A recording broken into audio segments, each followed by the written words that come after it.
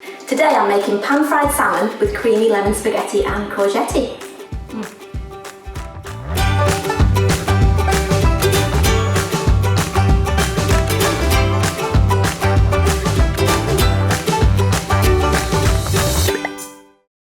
Okay, let's start cooking. So we've got around about 350 grams of spaghetti that we'll use here. I've got a pan of simmering water over there.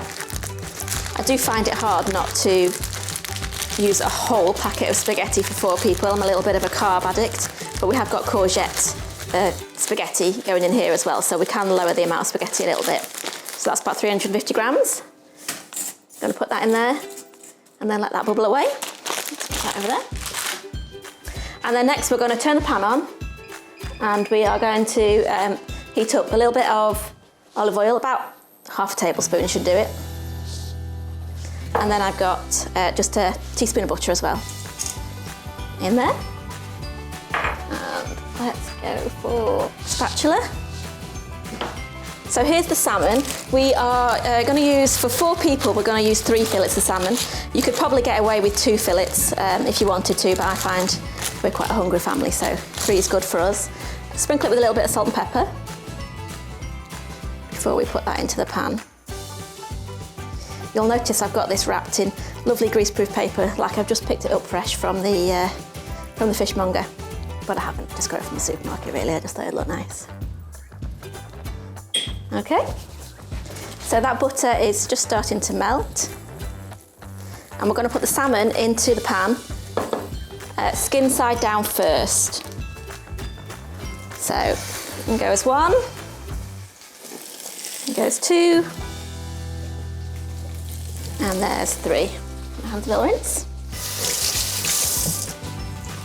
Okay, so we're going to go for about 3 minutes on each side. That won't cook it fully, but that's okay because we'll be taking it out, shredding it up, and then we'll be putting it back in later to carry on cooking. So that's it, that's going nicely. Let's just leave that alone for a little bit. So 3 minutes on that side. Now we're going to make our courgette. So let's get a spiralizer. And we get our courgette here, so just a regular medium courgette.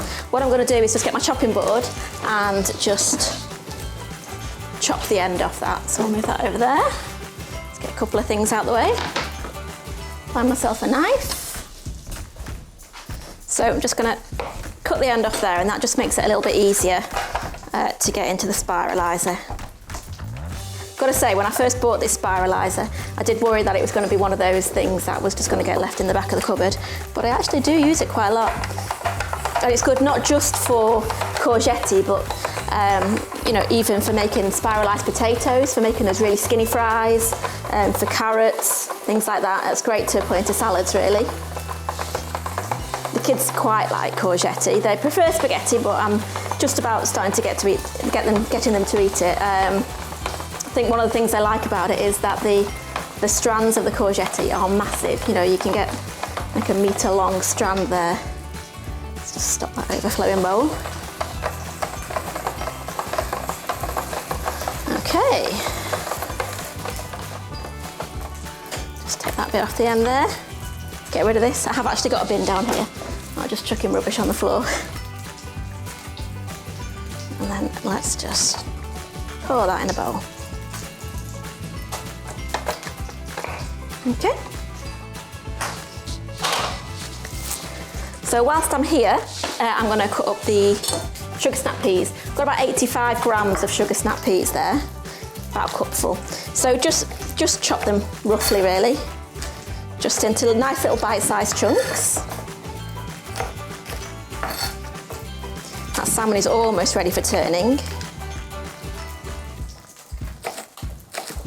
Just finish these off first. So really rough. Don't worry about making them look neat or pretty.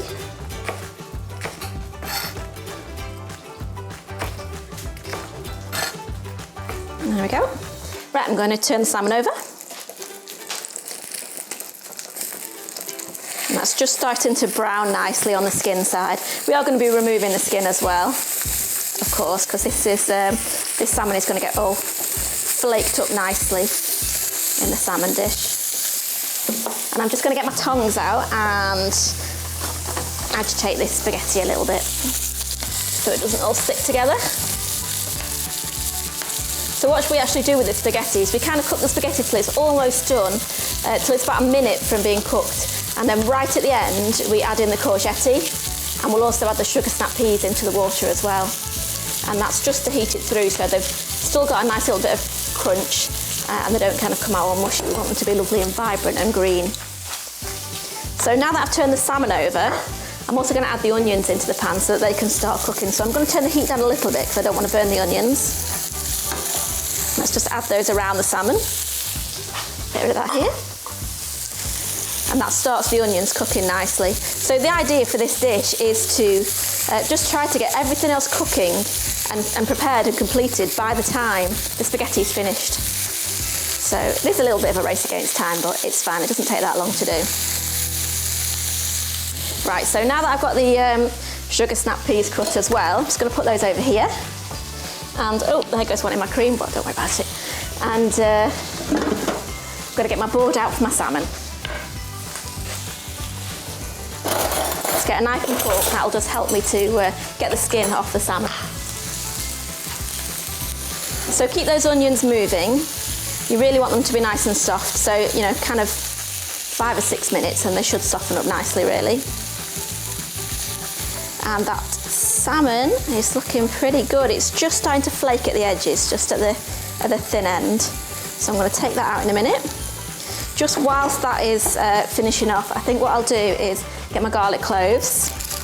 So we're going to put 2 garlic cloves in with the onions once the salmon comes out. So let's take those out here. Move that over to one side and just give them a little bash with a knife just to help get the skin off. And you should hear a pop when that skin's ready to come off. And then we can peel it, hopefully peel it. There we go. Little tip for you, if you do find that your hands are smelling of garlic once you've grated the garlic or chopped the garlic or peeled the garlic, you can just run your hands under some cold water and just give your fingers a rub against some kind of stainless steel. So if you've got a stainless steel sink or one of those little stainless steel soap bars, that's really handy for removing the smell of garlic. So I'm going to get my garlic crusher at the ready, get the garlic in there, right, and that is ready. So now I'm going to get rid of this rubbish, try and keep the kitchen tidy as I go, and put the salmon onto the board. So 1, 2, 3, just leave that on there for a minute. So as you can see, it's kind of cooked at the bottom here, and the skin should peel off quite nicely, but it's still quite pink in the middle, and that's fine. It will poach in the cream in a minute anyway. So let's give these onions a little bit of a stir. They're now just starting to soften nicely, and I will add in the garlic. Let's get a knife to that lovely garlickiness out. And that's just going to cook for another minute or 2 before I put anything else in there. So whilst those onions are cooking, let's give the spaghetti a little bit of a move round again. That is not far off from being ready. And then let's get the skin off. So that's peeling off quite nicely. You'll find it's a little bit harder at the thicker end. The skin wants to stay on there. I always take this little brown bit off as well because the kids complain when they see brown bits of fish, even though it's perfectly fine to eat. Let's get that in the bin. And another one here. So you can see that's just pulling off nicely. And that little brown bit just under the skin as well. Get rid of that. And a third one.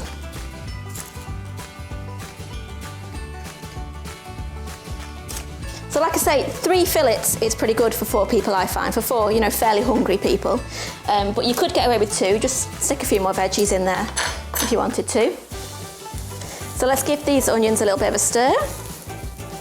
And now I'm going to turn up the heat a little bit, and I'm going to add in just a little bit of white wine just to bubble away. You only need a couple of tablespoons, really. Just gives it a little bit of extra flavour. You can leave it out if you want to. It's quite optional. And that's bubbling up nicely with the onions and with the garlic. And once that's bubbled for a minute, then we can add in the cream.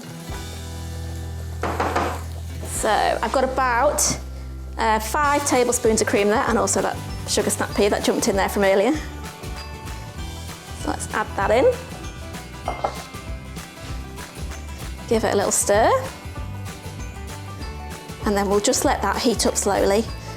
And I will zest the lemon as well. So let's get my zester. So I use about the zest of 1 whole lemon in this dish. And then I also tend to zest a little bit just to put on top as a garnish at the end. It's also quite nice to put a little bit of lemon juice in at the end as well. It just adds a little bit of extra flavour. With that cream, you might think it might split it, but it doesn't split the sauce at all. It just, the cream kind of reacts with the lemon juice and just creates a really lovely savoury flavour. So I think that will do. And then let's add this salmon back in, and we can just flake it up in the pan.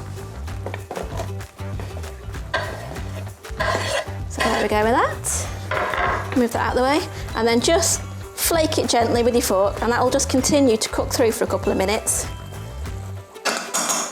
with the cream and with the onions. So it, really only probably needs another 2 or 3 minutes, and that will be lovely and soft and tender.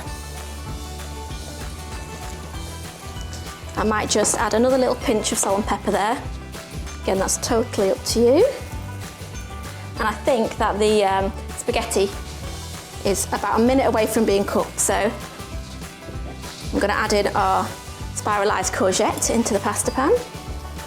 There we go. And also add in the chopped sugar snap peas. So they're going to be lovely and crunchy. Let's get rid of that as well. Try and clear our work area a little bit.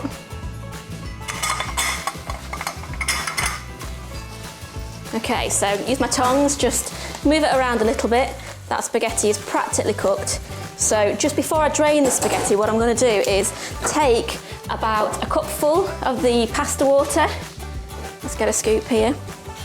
And this water is lovely and starchy, so if you're making any kind of pasta dish where you're going to be adding the pasta into the sauce, and you want to make sure that the pasta is lovely and the sauce is lovely and thick and kind of creamy, the starchiness from the pasta actually adds an element of creaminess to it as well. So you can use it to kind of loosen up the sauce without the sauce turning really watery. So I'm just going to put that to one side in case I need it a little bit later. Turn this down a little bit. Let's give it a little stir, and that salmon is pretty much done.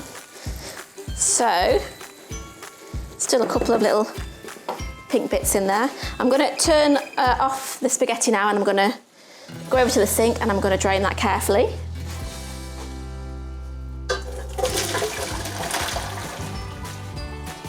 There we go. And then let's just put that back in the pan so we don't dribble water all over the kitchen.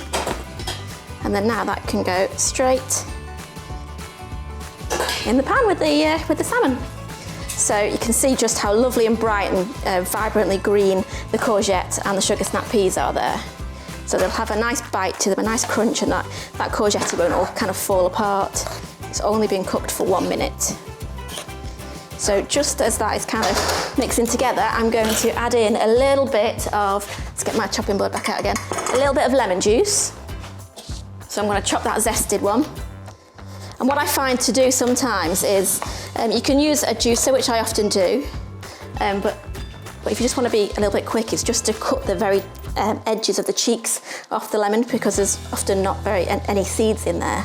So you can just squeeze without worrying about getting any seeds in your dish. Okay, and I'm going to add a little bit of that pasta water before, just to loosen it up a little bit. There we go. And then let's toss the pasta together again. So mix it all together. And then what I'm going to do at the end there is I'm going to put it onto a plate, and I'm going to do a little bit of lemon zest on top, some grana padano, and some black pepper as well, and serve it with some lemon wedges. So let's get a plate out over here. This is the bit now where you see how long this courgette is, because I will never be able to get it on the plate in one go and try and make it look pretty at the same time.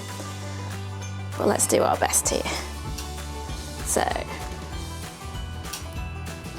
if you've never had courgette, I would definitely give it a go.